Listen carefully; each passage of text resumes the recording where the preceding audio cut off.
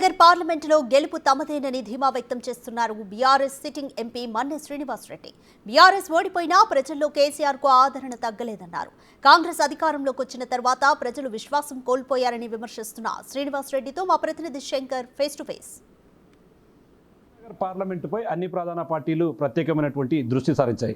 ప్రస్తుతం BRS party అభ్యర్థిగా ఉన్నటువంటి సిట్టింగ్ అభ్యర్థి మన్నె శ్రీనివాసరెడ్డి మనతో ఉన్నారు. ఆయనతో మాట్లాడదాం. అసలు ఎట్లా ఉండబోతుంది, ప్రచారం ఎట్లా ఉండబోతుంది అనేది కూడా ఆయన మనతో ఉన్నారు. ఒకవైపు కాంగ్రెస్ పార్టీ అధికారంలో ఉంది, మరోవైపు బీజేపీ పార్టీ పార్లమెంట్ ఎన్నికల్లో విజయం తమదేనంటుంది. ఆల్రెడీ మీరు ఇక్కడ సిట్టింగ్ అభ్యర్థిగా కూడా ఉన్నారు. ఇట్లా ఈ రెండు ప్రధాన పార్టీలను ఏ విధంగా ఎదుర్కోబోతున్నారు? ప్రజలు 2024 ఎలక్షన్లో కూడా కేసీఆర్ సీఎం అవుతాడు అనుకున్నారు ప్రతి ఒక్కరు. ఈరోజు మా ఊర్ల నుంచి ఇలా హైదరాబాద్ సిటీలో ఉండే ఇండస్ట్రియలిస్ట్ కూడా ఖచ్చితంగా కేసీఆర్ సీఎం అవుతాడు. ఇప్పుడు చిన్న చిన్న పొరపాట్ల వలన మన ఎమ్మెల్యే కోటి అయిపోతే ఏమవుతుంది అనుకోని జనాలు అనుకొని ఈరోజు కేసీఆర్ ప్రభుత్వం పోవడం జరిగింది. ఇప్పుడు ఈ పార్లమెంట్ ఎలక్షన్లో అయ్యో ఈ విధంగా జరిగింది కదా, కేసీఆర్ గారితో మనము ఇన్ని విధాలుగా మనము లబ్ధి పొందినాము. ఈరోజు ఊర్లలో కానీ హైదరాబాద్లో కానీ ఎక్కడ చూసినా అన్ని రకాలుగా, ఈరోజు సిటీలు చూసినా అన్ని పల్లెటూరు చూసినా ఎక్కడ చూసినా అభివృద్ధి చెందినాయి. ఈరోజు ప్రతి ఒక్కడు లబ్ధి పొందిండు.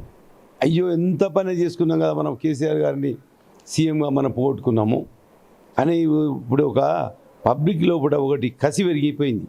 మళ్ళీ కేసీఆర్ గారిని ఎట్లన్నా మనం దక్కించుకోవాలి అని చెప్పి ఈ ఎంపీ ఎలక్షన్లో ఖచ్చితంగా ఈ ఎఫెక్ట్ పడుతుంది. ఖచ్చితంగా బీఆర్ఎస్ ఎంపీలు మ్యాక్సిమం 10 నుంచి 12 మంది గెలుస్తారని చెప్పి కూడా ఎంపీ స్థానాలు 12 మంది ఎంపీ స్థానాలు గెలుస్తారని కూడా సర్వేలలో కూడా రిపోర్ట్స్ ఇస్తున్నారు. ఈ విధంగా ఈరోజు కాంగ్రెస్ పార్టీ ఎక్కడో వెళ్ళిపోయిన కాంగ్రెస్ పార్టీ ఈరోజు వాళ్ళు కూడా అనుకోలేదు మేము వస్తామని. అందుకే ఊహకందని పథకాలు ప్రకటించి ఈరోజు ఒక్క పథకం కూడా అమలు చేయడం లేదు. అదే బీజేపీ పార్టీ ఉన్నది. బీజేపీ పార్టీ అప్పుడేమో 2019 ఎలక్షన్లో సర్జికల్ స్ట్రైక్ పుల్వామా పైన అటాక్ చేసినాము అనే ఒక సినిమా క్రియేట్ చేసి ఒక అభినవ్ అని చెప్పి ఒక సోల్జర్ని అరెస్ట్ చేసినట్లు మళ్ళీ ఇడిపించుకున్నట్లు మొత్తం క్రియేటివిటీ మొత్తం ఒక సినిమా తీసినట్లు అనమాట. ఇది ఒక ప్రొడ్యూసర్ దగ్గర డబ్బులు ఉంటాయి కదా, ఆ విధంగా ఇవాళ ఒక సినిమా క్రియేట్ చేసి ఈరోజు కేంద్ర ప్రభుత్వము వాళ్ళు ఈరోజు అన్ని వాళ్ళ చేతులనే, ఈడీ కానీ ఐటీ కానీ సిబిఐ కానీ ఎవరిని ఏం చేయాలనుకున్నా, ఏం సినిమా తీయాలనుకున్నా, పొలిటికల్ ఫిలిమ్స్ ఇవన్నీ తీసి ఇలా ప్రజలకు పంపుతున్నారు. కానీ ప్రజలకు చేసింది ఏం లేదు. ఇలా బీద ప్రజలకు పల్లెటూర్లల్లో వాళ్ళు ఏం చేస్తున్నారు, ఏం తింటున్నారు, వాళ్ళ వ్యవసాయాల యొక్క పరిస్థితి లేనిది నాకు ఒక్కటి కూడా ఆలోచన చేయట్లేదు. కేవలం రాముని పేరు మీద రాజకీయాలు చేస్తున్నారు, అత్యంతలు పంపిస్తున్నారు. ఇవాళ కేసీఆర్ గారు రాష్ట్రానికి 24 గంటల కరెంట్ ఇచ్చి, నీళ్ళు ఇచ్చి, లిఫ్ట్ ఇరిగేషన్ ప్రాజెక్టులు ఇచ్చి, మిషన్ కాకతీయ ద్వారా చెరువులను తోడించి ఈరోజు ఎంత గొప్ప కార్యక్రమాలు చేసి ఇవాళ ఎండాకాలంలో పూట కూడా చెరువులు మత్తళ్ళు వస్తున్నాయి. అది కేసీఆర్ గారి యొక్క ఘనత కాదా? ఒక్కపారి ఈరోజు ప్రజలు ఆలోచన చేస్తున్నారు.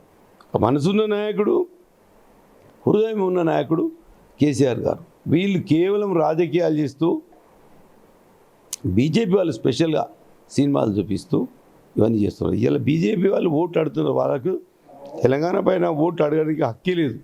ఎందుకొరకంటే 2000 ఏదైతే మొన్న 14లో మొట్టమొదటి వచ్చినప్పటి నుంచి ప్రతి సంవత్సరము 2 కోట్ల ఉద్యోగాలు ఇస్తామన్నారు. దేశానికి 2 కోట్ల ఉద్యోగాలు ఇస్తామన్నారు. 10 సంవత్సరాలకు మరి 20 కోట్ల ఉద్యోగాలు ఇవ్వాలి. మరి ఎన్ని కోట్ల ఉద్యోగాలు ఇవ్వాలో వాళ్ళు రికార్డు పరంగా చూపించి ఓట్లు అడగాలి. అదేవిధంగా ఇవాళ 2016లో నోట్ల రద్దు చేసి మొత్తం దేశవ్యాప్తంగా ఉన్న నల్లధనాన్ని తెచ్చి బీదలకు, ప్రతి రైతుకు, ప్రతి బీదవానికి జీరో అకౌంట్ తెరిపించి మేము 15 లక్షల రూపాయలు ఇస్తామన్నారు. ఒక్కరికన్నా ఇచ్చిరా, ఒక్క బీదవానికన్నా ఇచ్చిరా? ఆలోచన చేసుకోండి. ఇంకా చాలా విషయాలు వాళ్ళు చేసింది ఏం లేదు. అదేవిధంగా ఇవాళ కేసీఆర్ గారు దళిత బంధు ప్రకటించిండు, వేల మందికి దళిత బంధు ఇవ్వడం జరిగింది. కేసీఆర్ కూడా పాలమూరుకు వచ్చారు. ఈ సందర్భంగా పెద్ద ఎత్తున కూడా జనాలు తరలి వచ్చారు. మీకు మద్దతుగా కూడా ఖచ్చితంగా గెలిపించాలని నేరుగా ఆయనే చెప్పారు. దాని ప్రభావం ఎట్లా ఉండబోతుంది అంటారు? చాలా గొప్పగా ఉంటుంది.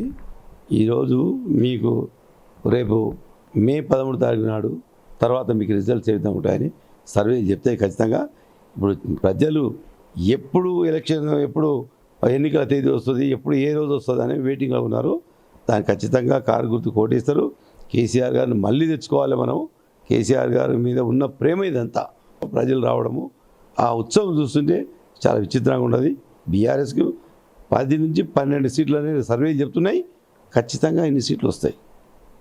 చూస్తున్నాం ఓవరాల్గా ఒకవైపు కాంగ్రెస్, మరోవైపు బీజేపీ, ఈ రెండు కూడా మతతత్వపు రాజకీయాలతో పూర్తి స్థాయిలో ప్రజలను మభ్యదారి పడుతున్నారని చెప్పి, అదేవిధంగా కేసీఆర్ చేసినటువంటి సంక్షేమ పథకాలే పూర్తి స్థాయిలో రాబోయే పార్లమెంట్ ఎన్నికల్లో తనను భారీ మెజార్టీతో కూడా గెలిపించబోతాయని చెప్పి కూడా పార్లమెంటు అభ్యర్థిగా ఉన్నటువంటి మన్నే శ్రీనివాసరెడ్డి గారు చెప్తున్నటువంటి పరిస్థితి ఇక్కడ కనిపిస్తుంది. ఇది ఇక్కడ ఓవరాల్గా పార్లమెంట్ ఎన్నికలకు సంబంధించినటువంటి లేటెస్ట్ అప్డేట్. కెమెరా పర్సన్ నగేష్తో శంకర్ గౌడ్, బిగ్ టీవీ, మహబూబ్ నగర్.